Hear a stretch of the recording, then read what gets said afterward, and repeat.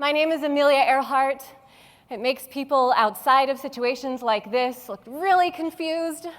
Every time I walk onto an airline and one of the flight attendants is looking down the list, she says, "Oh, the pilot really wants to meet you." And I think, no, do not spread the word that Amelia Earhart is on this flight. It tends to make people very nervous, right?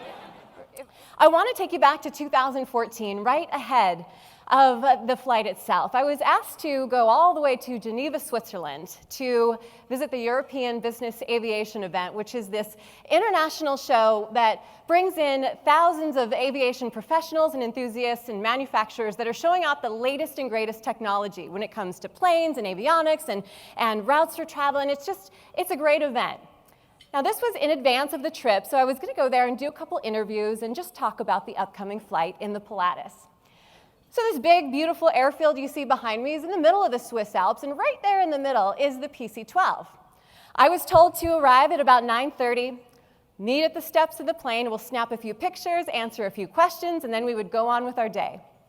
So, crowd starts to gather here. You can see there's a few folks with lanyards on. That's how you know you're at an aviation conference or any business conference. So these officials here from all over the world just kind of waiting, and then photographer says, "Amelia, stand on the steps." So it's a business conference. I'm a news anchor in Denver, so I'm dressed kind of like this. I've got my heels on. I'm not about to go fly the plane. But as the crowd starts to gather, people that are walking by start to think, "Oh, am I supposed to know who this is? Is this somebody important?" Well, no. But he stopped anyways, and I hear a voice out of the crowd say, "Ma'am, I see you taking a picture next to this pretty little airplane here. Would you like a pilot in your photo with you?" And if you spent more than about 30 seconds with me, you know that this face says this is going to be fun. So I looked over at his shiny gold chain and his pressed white shirt and his epaulets, and oh man, he was a captain, and he was letting everybody know. And I said, "Oh, sorry, what was that? I couldn't quite hear you." And he said, "Oh, yeah, I fly this plane. I show you around some of the bells and whistles." And I said, "Well, sir, there is a pilot in my photo already." And I kid you not, he leaned over and he looked inside the door of the airplane, right? And that was one of those moments where I realized just how incredible it feels to exceed the expectation of what other people see from the outside, and we go on to do it anyways. Thank you. Now, the very next morning, the magazine came out. It's one of those trade show papers that everybody throws on the floor and just walks around on all day. And unfortunately, the font choice did not work out in my favor. We have "UK disease is catching," large. And then way up top in the upper left corner, it says, "Women's dreams fly with Amelia." And you know what? Even though it's a 12-point font, I'm okay with that.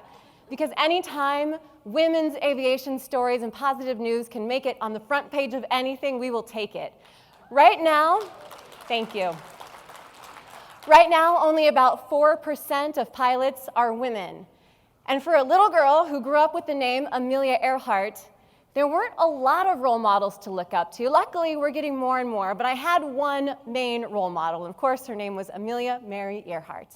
Well, my dad and my mom are having to talk about, what are we going to name our baby girl?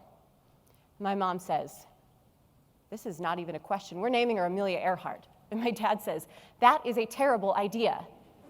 He says, "Number one, what if our daughter feels like she has to learn to fly?" Check. Number two, what if our daughter feels like she has to spend her whole life talking about somebody else's legacy who she will never actually meet? Check. Okay.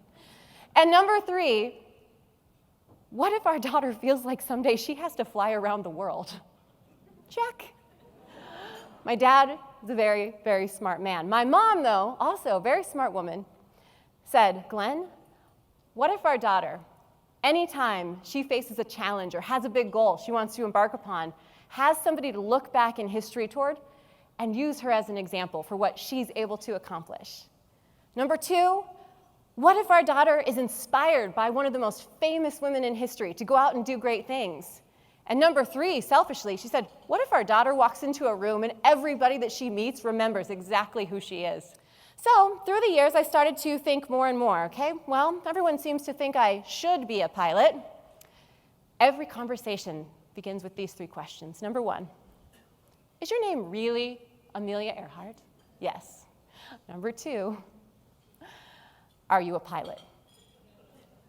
And let me tell you, when you say, no, not yet, people immediately go from to, And you only have to get that look a few times before you go, okay, I'm going to figure this out. I'm going to be a pilot. Even if I don't like it, I'm going to get this done because they gave me this stupid name, right? See, when I answered the phone that day, the researcher who had poured his heart into it and tried so hard to make sure that that connection was there, he looked in every corner. But he said, Amelia, I'm so sorry to tell you. You share absolutely no common relation to the first Amelia Earhart.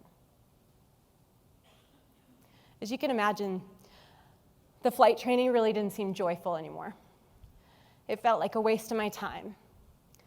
It felt like an embarrassment. You go 31 years of your life thinking that you're one thing, and suddenly somebody drops on you that you're not who you thought you were.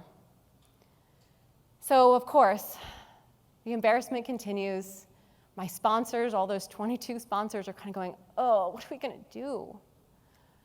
I called up one of my mentors, and I said, I'm ready. I'm done. I'm just going to leave. And he said, I'm going to ask you a really dumb question. And I said, fine. I've heard them all lately. He said, Amelia, when you were born, on that very day, did the FAA walk into the delivery room and hand that baby a pilot's license? I said, no, of course not. He said, that's right. You've done the exact same work that every other pilot at your level of training has done to get to this point. You've passed the check rides. You've done everything you can. And he reminded me of an incredible quote that the world is changed by your example, not by your opinion. And that one really stuck with me. Without my parents, without a lot of the people who I thought were my friends, but a lot of people on my flight team that really believed in me, I called up every one of my sponsors. We're talking some Fortune 500 companies here, Honeywell Aerospace, Pilatus, GoPro, all these groups. And I'm so proud to stand in front of you to say that all 22 sponsors stayed on board. And that flight around the world did. Thank you. That flight around the world did absolutely happen. And this is where, of course, we get into the really good stuff. This image here is a 60,000-foot cloud top between Singapore and Darwin. We flew for 9 hours and 45 minutes with 10 hours of fuel on board that plane. You know that feeling. You're like, okay, what's going to happen here, right? You see a big storm like that pop up ahead of you. Our first reaction as humans when we see something piling up ahead of us that we had no way want to address or work our way around, what do we want to do? We want to turn around 180 degrees and go back to the hangar. We want to say, you know what, scrap it. Let's just start this one over tomorrow. But what I learned along this journey was the importance of course correction. 10-degree increments around a storm like this as you continue to fly at about 270 knots. The storm, what most people don't realize, is also changing as you course correct. Sometimes it's growing, sometimes it's dissipating, but the further you progress along, those small changes, they don't make as big or wide of a path as if you just go home and start over. These storms are always going to be here, but keep in mind, they're changing as well. Turbulence means it's time to course correct. We're not locked on train tracks.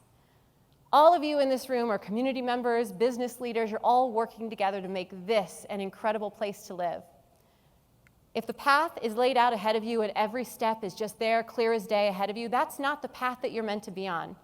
Course correct and change your path as you go. And of course, we know this, living here in this portion of the US and especially in Denver as well, turbulence occurs when we are crossing mountains, right? If you're going to make it up to the summit, you're going to feel those bumps. And as the media came rushing in, CNN and NBC and all the groups were there with their big cameras, after I hugged Dad and Mom and we had reconnected, they said, Amelia, come over here. And Captain Tenorello said, Amelia, come over here for a second. And I marched over and I had that patch and I said, sir, we made a deal. He said, that's right, we did. And he gives me this big hug, which is awkward because I'm 10 feet tall and he's this short little guy. And he's holding me there just a little too long, right? Just a little bit awkward. And I start to pull away and he looks at me with these blue eyes, just so piercing, and he says, I didn't tell you why I gave you this patch. And I said, go on. I said, when I was a little boy, I was obsessed with airplanes. Every time I would look overhead and a plane would come buzzing by, I would wonder where it was going, where it was coming from, who was piloting that plane, and how someday I could get up there myself. He said, Amelia, what I didn't tell you was that 77 years ago, I stood right here in this spot, and I watched the first Amelia Earhart depart on her flight around the world, and you just brought her back to me.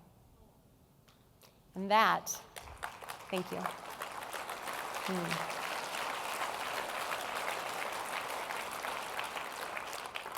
That is what the flight around the world is all about. The people that we impact just by going about our most passionate pursuits, the businesses we lead, the families we're a part of, the events we participate in, the good things that we do in the world, that is what makes an impact and helps other people live their most passionate and full lives. And in the end, the most beautiful question that was asked about the flight actually came from my father. He said, honey, when you get back from this big trip that you're about to go on, I said, all right, that's one way of putting it, Dad. He said, do you think the world will feel like a bigger or a smaller place? I thought, well, Dad, that's a beautiful question. I said, it's going to take me a while to answer that, so I'll think about it. And now that the flight is done and I get to stand here and share my story with you, and I'm so grateful for that, I can tell you that, of course, the world is a much, much, much smaller place, but only if we choose to make it that way. And it is so much bigger in terms of the beauty and the potential that it holds for all of us. Thank you very much.